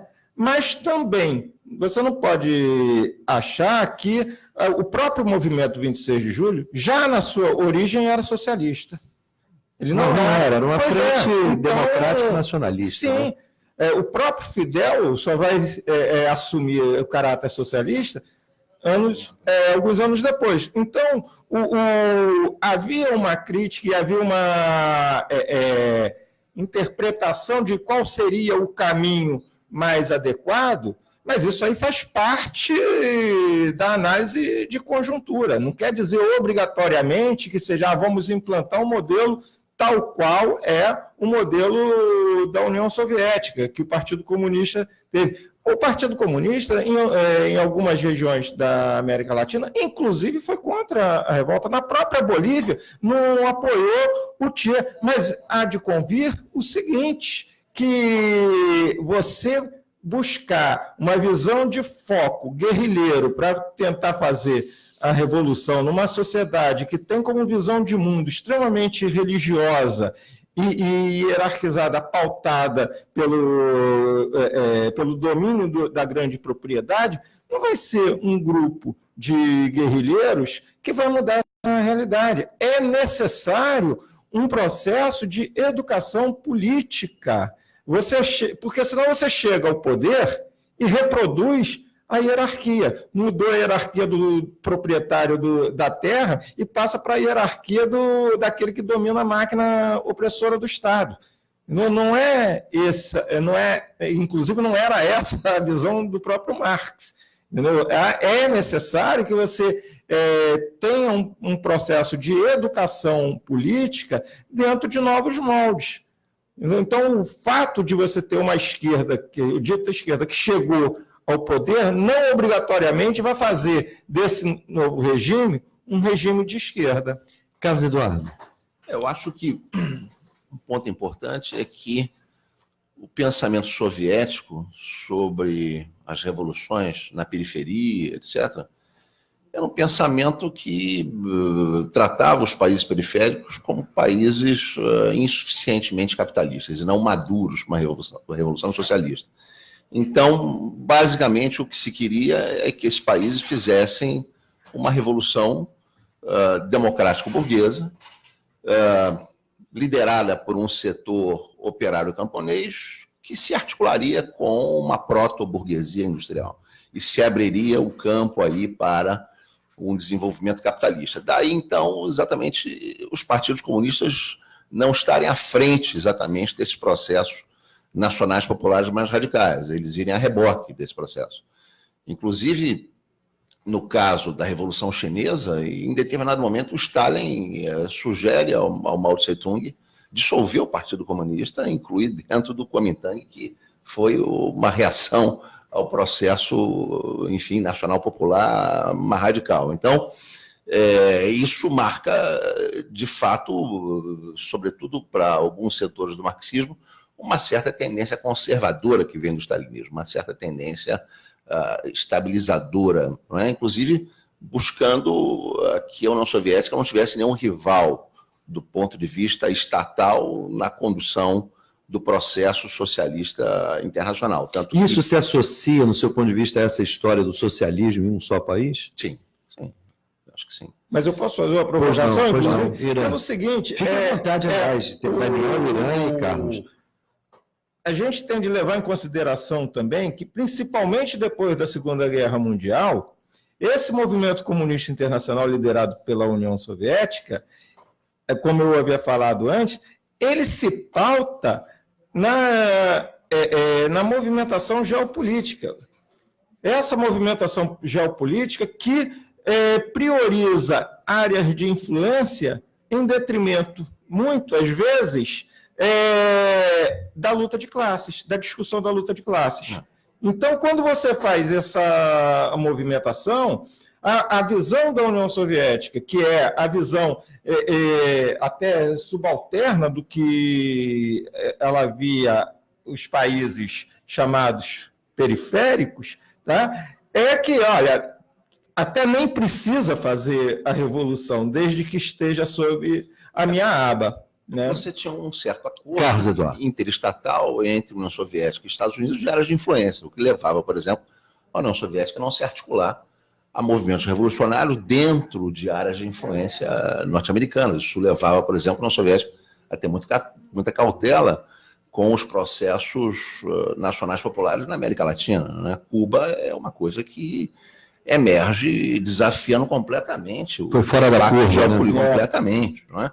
Não é à toa que, posteriormente, na Bolívia, o Partido Comunista teve um papel, no mínimo, dúbio ali, frente ao que era considerado pela União Soviética uma aventura do Che, ali querendo implantar a guerrilha. No Chile, quem puxa é o Partido Socialista, do Allende, no Brasil, quem puxa é o trabalhismo. Então, há uma incompreensão teórica também, né? Tanto que a teoria da dependência, a teoria marxista da dependência, que vai mostrar que não tem essa burguesia nacional capaz de se aliar a um movimento, enfim, camponês, um movimento de operários, um movimento popular. Então, isso marca uma certa incompreensão teórica do pensamento marxista oriundo da União Soviética. Mas é assim que o processo histórico se dá, não é? O marxismo, como campo de pensamento e como instrumental da revolução, ele está muito além de processos históricos revolucionários circunstanciais. Um tema importante também para se tratar na questão do socialismo é o que é socialismo e o que é Estado. Não é? Porque essas experiências do leste europeu foram experiências profundamente estadocêntricas. E isso, durante muito tempo, foi apresentado como a essência do socialismo. Inclusive, se defendia a ideia de que o socialismo seria algo completamente oposto ao mercado. Não é? Quando, na visão do Marx, não é assim. O socialismo é uma formação de transição entre o capitalismo e o comunismo, onde o mercado está presente. Só que o mercado está subordinado a um Estado liderado e controlado pelos trabalhadores. Então, essa visão, por exemplo, burocrática, se apoiou muito nessa ideia de que teria que se suprimir o mercado. E quando você não socializava o poder, você então não tinha nenhuma referência de contraposição às determinações da burocracia, o que levava, inclusive, a um nível de ineficiência razoável. Então, você tinha na Alemanha Oriental, por exemplo, um nível de igualdade muito maior do que a Alemanha no conjunto tem hoje. Por exemplo, os dados do Piketty sobre desigualdade na Alemanha Oriental mostram que os 10% mais ricos na Alemanha Oriental tinham 18% do PIB. Hoje, na Alemanha, no conjunto, os 10% mais ricos têm 35%. E um ponto importante também a assinalar é o seguinte, né? Essa experiência socialista na União Soviética e na Europa Oriental obrigou a que o modelo de hegemonia americana e o consórcio que essa hegemonia americana faz com os europeus na Europa Ocidental tivesse que ser fortemente redistributivo de renda. Tivesse que criar uma sociedade de bem-estar que tinha que se apresentar como superior ao pleito da igualdade que era trazido pelas sociedades socialistas. E o fim da União Soviética, o fim dessa experiência socialista, está elevando dramaticamente os níveis de desigualdade dentro da Europa. Muito boa observação. Aliás, essa colocação do Carlos Eduardo, Daniel, me anima aqui a te conduzir à pergunta aqui, que me é feita pelo José Vitor, ouvinte do Andaraí. Ele pergunta o seguinte, nos dá bom dia. Bom dia, José Vitor. Ele diz, a queda do Muro de Berlim representou o fim do processo do socialismo europeu. É uma afirmação dele. E aí ele pergunta, como vocês traçariam um paralelo entre este socialismo europeu com o modelo político da China, que me parece procurou enfrentar esse dilema da transição de uma outra maneira? Há quem diga, inclusive, tem gente que afirma isso, que a China é um país, na verdade, ainda capitalista, etc. Como é que você vê isso? Você que também é um estudioso do processo chinês. Olha, eu penso o seguinte, eu penso que o socialismo em todo o mundo, e não só na Europa, né? E quando a gente fala em socialismo europeu, o socialismo chegou a existir na Europa Central, né? Na chamada, então, Europa Oriental, mas que realmente era a Europa Central, né? Em termos geográficos, em termos geopolíticos. Então, eu penso que a experiência socialista, em geral, ressalvadas as especificidades da União Soviética, da Europa Central, da China, da Ásia, em Cuba, né? Todas essas experiências são singulares, precisam ser estudadas na sua especificidade, porém, tem aspectos comuns, né? E eu acho que os aspectos comuns muito importantes que merecem ser enfatizados foi o fato de que todas essas revoluções foram produto de guerras, de insurreições populares, guerras civis, guerras revolucionárias, né? E esse processo que eu chamo de revolução catastrófica, né? Ele resultou desse processo estados centralizados, partidos únicos, num contexto internacional profundamente tenso, não é? Porque o mundo capitalista nunca aceitou as revoluções socialistas e sempre enfatizou muito a luta pela sua destruição desde o início, de sorte que você tem aí um modelo que vai se estruturando, né? E que é um modelo extremamente hierárquico, vertical, baseado na ditadura política, e isso acabou, evidentemente, marcando o socialismo nessa, que eu chamaria, primeira etapa histórica dele, né? Do que se trata, né? É fazer a crítica desse processo, compreendendo esse processo na sua historicidade, né? Porque do ponto de vista de uma crítica antissocialista do processo, a ideia que se tem é que o socialismo tinha que ser mesmo isso, né? O socialismo é ditatorial por essência e deve ser combatido nessa medida. A crítica socialista desse processo que aconteceu em todo o mundo é uma crítica que preserva a adesão aos valores socialistas, é o meu caso, pessoalmente, né? E que tenta compreender esse processo geral, localizar os seus aspectos críticos, as suas circunstâncias históricas e tentar construir propostas que não nos façam reiterar os erros, né? Porque, como se diz popularmente, o erro reiterado não gera acerto. Né? Então, é preciso... É bom lembrar. É preciso compreender, né, esse processo, né? Porque a gente aqui, ao falar do Muro de Berlim, né, não enfatizou um aspecto muito importante, que é o contexto da Guerra Fria. Né? O socialismo no século XX ele não só foi produto de guerras e revoluções, e isso dá uma marca a ele muito grande, mas também teve que se opor, e isso teve efeitos. Né? Por exemplo, a União Soviética sempre teve que destinar a sua máquina de guerra, né, cerca de 30% a 40% do seu orçamento. Isso foi um fator importantíssimo para as e dificuldades da União Soviética, não é, Daniel? Pois é, e é preciso considerar que o PIB da União Soviética, nos melhores momentos, era equivalente a 1/4 do PIB dos Estados Unidos, e tinha que dar 30% a 40% da sua máquina militar. Quer dizer, então isso aí engendra distorções, né, que foram muito marcantes nesse processo, radicalizadas essas distorções, no caso da Europa Central, porque ali, salvo exceções, não havia um movimento popular forte, socialista, né, que pudesse dar uma base social, né, àquela experiência. Né? Então, acho que tudo isso tem que ser trazido à reflexão quando pensamos o socialismo no século XX, e particularmente na Europa Central, nessa discussão sobre o muro, né, as características da Revolução Socialista, as contradições que ela teve que enfrentar internamente, os embates que ela teve que travar internacionalmente, condicionaram profundamente a experiência socialista do século XX, e nós não estamos condenados a repetir essa experiência. Né? Como dizia o escritor israelense Amos Oz, o passado nos pertence, nós não pertencemos ao passado. O passado nos é entregue, nós não somos entregues ao passado.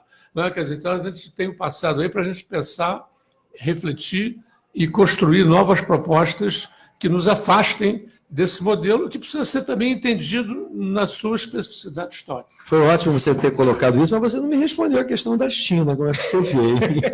Fica para a próxima. Porque pelo seguinte, William, em geral, a propaganda capitalista apresenta muito o mundo ocidental como o mundo das liberdades democráticas, né, da democracia política.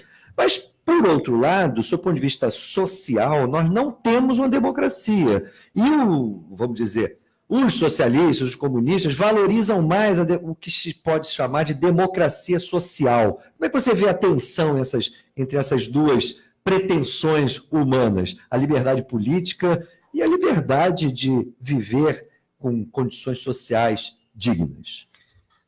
Só retomando aqui a questão, que eu queria, antes, concordar com o que o Carlos coloca na questão da presença excessiva do Estado no socialismo.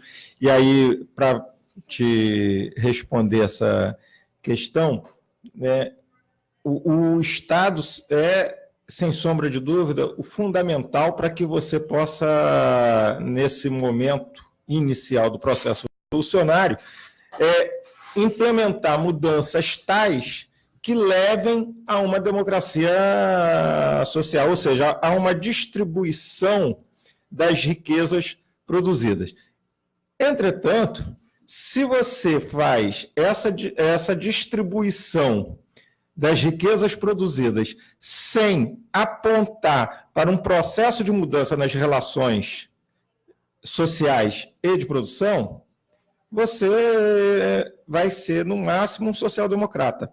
Eu acho que é uma crítica que, inclusive, o Postone coloca no livro dele, que é justamente isso. A União Soviética, sem sombra de dúvida, fez uma distribuição da produção social, o que o Daniel apontava aqui, e em condição extremamente desvantajosa em relação ao Ocidente. No meio de uma guerra, no meio de várias total, guerras, né? Ela vai fazendo isso. Mas, mesmo nessa conjuntura, logo no início dos anos 30, final dos anos 20, início dos anos 30, o próprio Gramsci já chamava atenção do risco que era para a Revolução Soviética, né? E aí ele cunha o termo estadolatria, desse gigantismo do Estado presente no cotidiano da população. Então, isso daí poderia trazer, sim, ele não afirma que vai trazer, mas ele diz, isso daí pode trazer o isolamento do Estado em relação à sociedade. E esse isolamento do Estado à sociedade nós vimos no que deu, que foi a afirmação de uma burocracia hierarquizada, do controle da máquina estatal, que para poder manter esse modelo de distribuição da riqueza, ela tinha de sacrificar, sem sombra de dúvida, uma participação mais efetiva da população. Né? Por isso que o Samora Machel, inclusive, no seu discurso em Maputo, coloca que o socialismo que eles vão construir em Moçambique não vai controlar o barbeiro da esquina.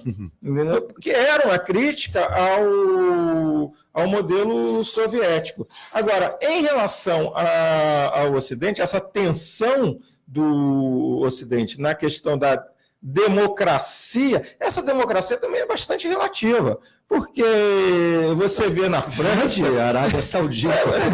Não estou nem falando da Arábia Saudita, estou falando da França. Em 68. Não, agora, recentemente, com os coletes amarelos, né? Ou seja, o Estado, a classe dominante, aqueles que não só os seus funcionários que controlam a burocracia do Estado no Ocidente, mas a própria classe dominante no Ocidente, quando percebe possíveis riscos para o seu controle político da situação, ela vai agir com a mesma violência que eles acusavam que o mundo socialista agia. Então, vide a experiência do Chile com Allende, né? Sim.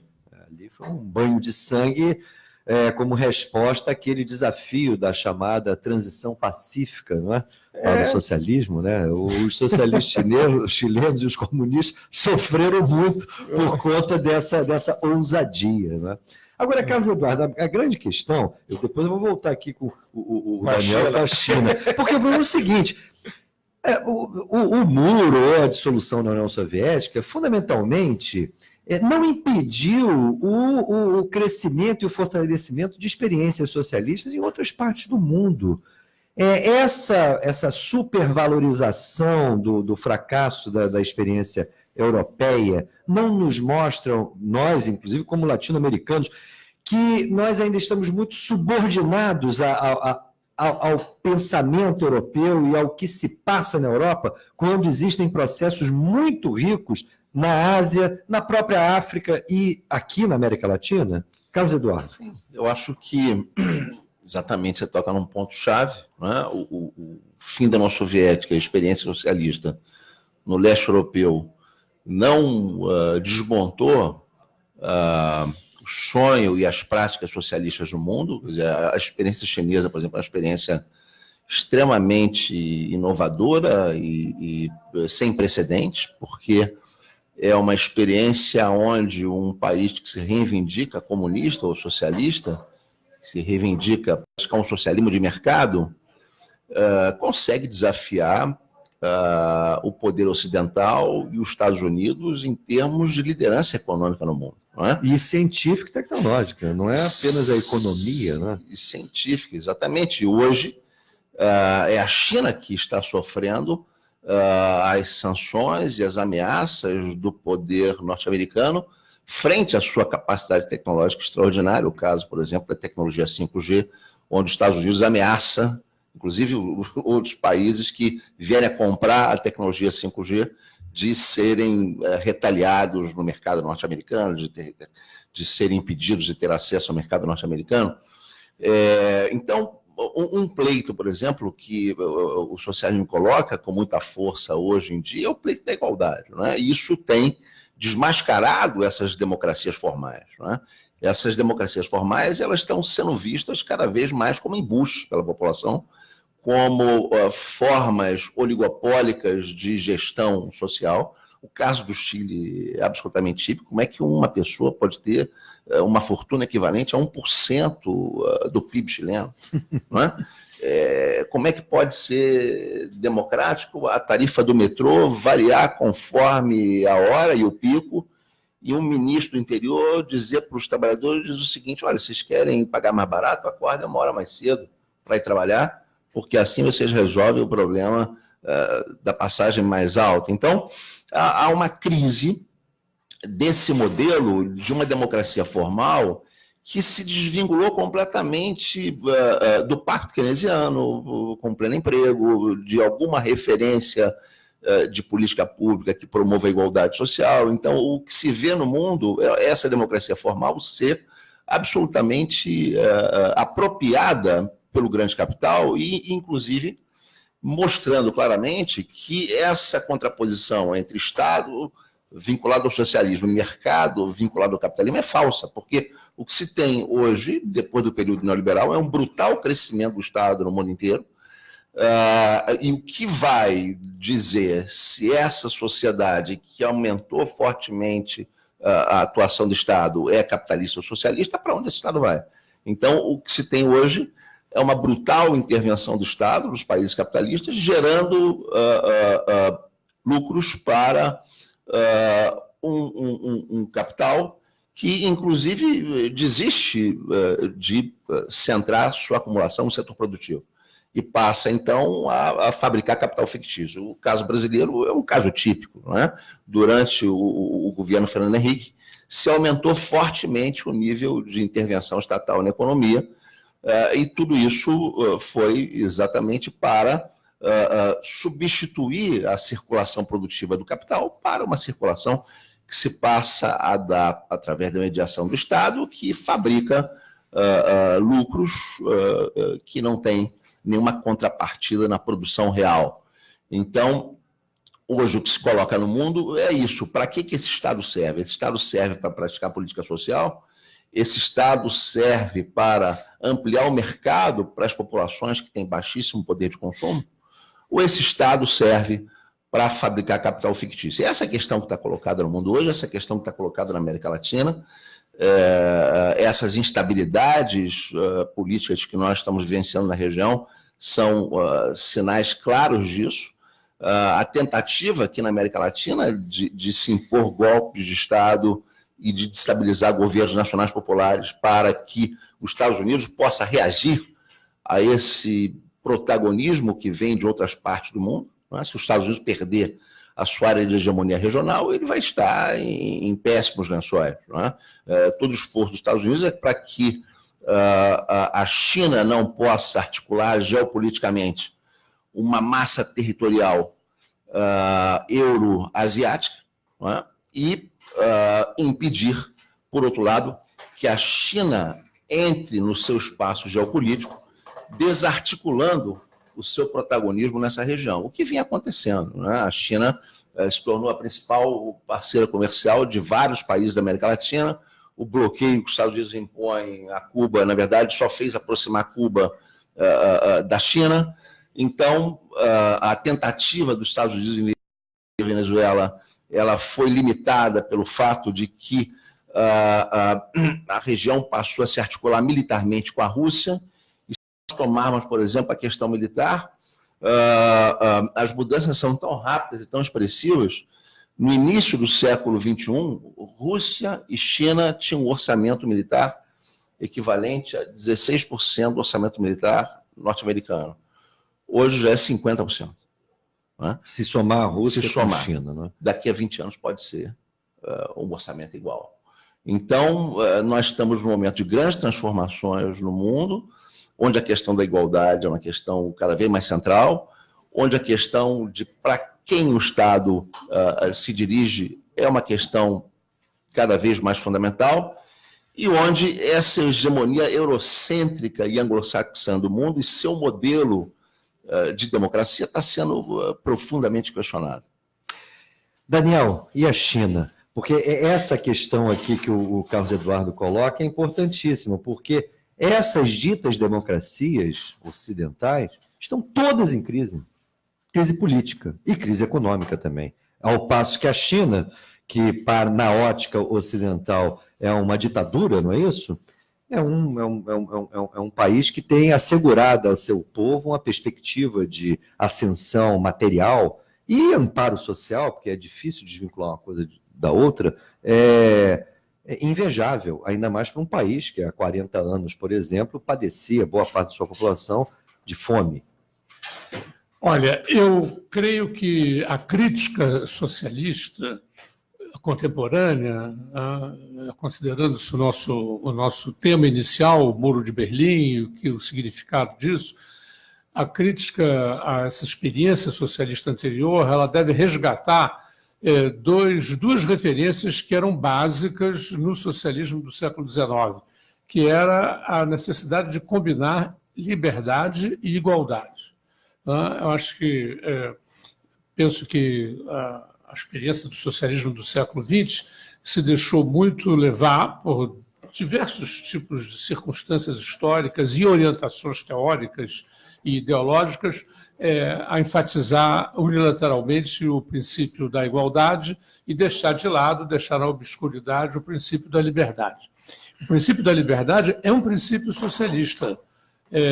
E penso, inclusive, que os avanços democráticos mais importantes registrados no mundo capitalista não são devidos à burguesia, são devidos à luta dos trabalhadores. O que nós temos de democracia na América Latina, na Europa, nos próprios Estados Unidos, é fundamentalmente aquilo que os trabalhadores conseguiram construir. Então, eu penso que se a gente for analisar a experiência chinesa desse ponto de vista, dessa dupla referência da igualdade e da liberdade, você tem problemas muito sérios na China. Eu não vou aqui entrar na controvérsia se a China é socialista ou não. Eles se reivindicam, né? O Partido Comunista Chinês e as elites chinesas, né? E o Estado chinês reivindica para si mesmo esse título, né, do socialismo. Então, o que cabe, a meu ver, na análise do socialismo chinês, você registrou aí o avanço substantivo das condições materiais na China. É exato. Porém, também aumentaram brutalmente as desigualdades. Né? É inevitável. E não há na China uma atmosfera de liberdade. Embora tenha se modificado favoravelmente as circunstâncias desse ponto de vista, estamos longe ainda na China de você ter liberdade de associação, liberdade de crítica, liberdade de manifestação, né? Liberdade de auto-organização para os trabalhadores. Né?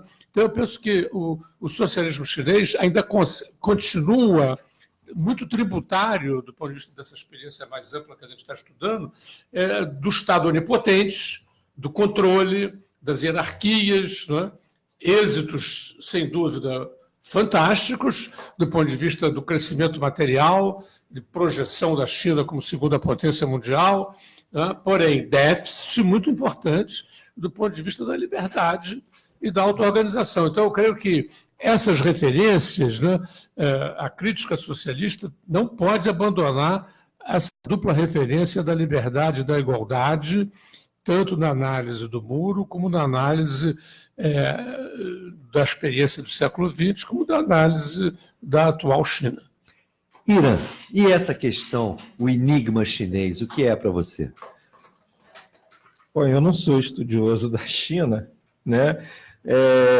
Mas a gente observa que, pelo pouco de informação que eu tenho sobre a China, primeiro que ela, além da complexidade, que é o processo, um país com 1,5 bilhão de habitantes, não poderia ser simples a análise, né? E com um grau de crescimento assustador em tão pouco tempo e que gera, sem sombra de dúvida, uma desigualdade, porque gera bilionários, tá? Isso aí, óbvio que tem também as suas consequências sociais. Mas o que eu tenho de informação sobre a China é que há uma política de distribuição de parte dessa riqueza, mas não de forma igualitária em toda a China. Há regiões na China que sofrem, sim, um alto grau de exploração, um alto grau de dificuldades. Mas o crescimento também jamais, em tempo algum, foi homogêneo. Ele vai trazer dificuldades em algumas regiões. Se a China é socialista, eu não sei, a China está buscando um caminho próprio. Como o Carlos havia apontado, o socialismo do Marx ele não abandona a importância do mercado, né? Ele tenta conciliar o mercado com alguns avanços sociais. Agora, a China sem sombra de dúvida, o grande... hoje já é o grande protagonista desse mundo, porque está colocando os Estados Unidos numa situação de resposta e tendo o seu principal credor da dívida pública norte-americana, né, a própria China. Eles não podem deixar a China quebrar. Eles fazem essa fanforrice toda, mas eles têm limites, porque se a China quebra, os Estados Unidos quebram juntos. Né? Há quem diga assim, mas quem produz dólar são os Estados Unidos. Sim, e daí? Entendeu? Mas há uma dívida que praticamente iguala ao PIB norte-americano. E boa parte disso está na mão dos chineses. Agora, se a China, eu fico com o Daniel, se a China é socialista ou não, acho que exige um estudo mais aprofundado da situação chinesa. Carlos Eduardo, eu sei que é uma covardia, mas eu vou te dar 1 minuto para qualquer comentário. Eu acho que a experiência... É a ditadura agora do relógio. A experiência socialista chinesa está marcada por uma grande contradição. Uma que a China está se tornando o principal poder material do mundo, está se projetando como poder material mais dinâmico, mas, por outro lado, está ainda dependente de um padrão monetário centrado no dólar. Isso obriga, por exemplo, a uma gestão fortemente centralizada do Estado. A China, por exemplo, se por um lado ela abre, por exemplo, para uma política de livre comércio e impulsiona isso, por outro lado ela tem que manter a centralização da conta capital, porque ela é extremamente vulnerável, por exemplo, a políticas de valorização do dólar frente ao renminbi.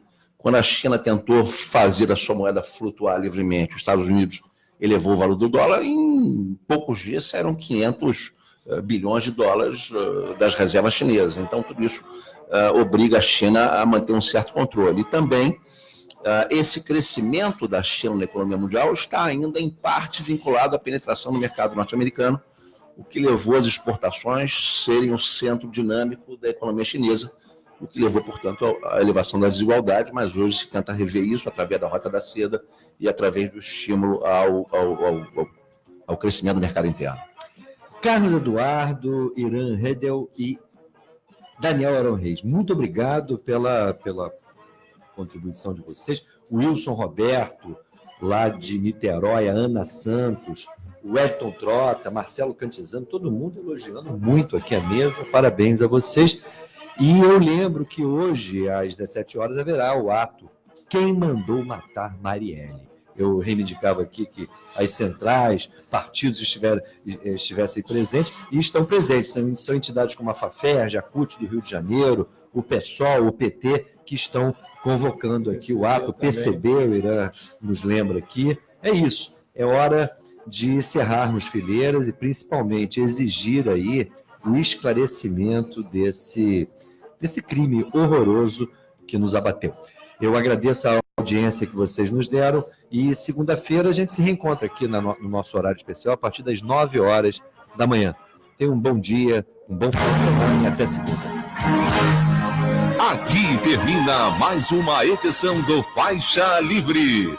Obrigado, ouvinte, você que participou. Obrigado a você que se limitou a nos ouvir e até amanhã.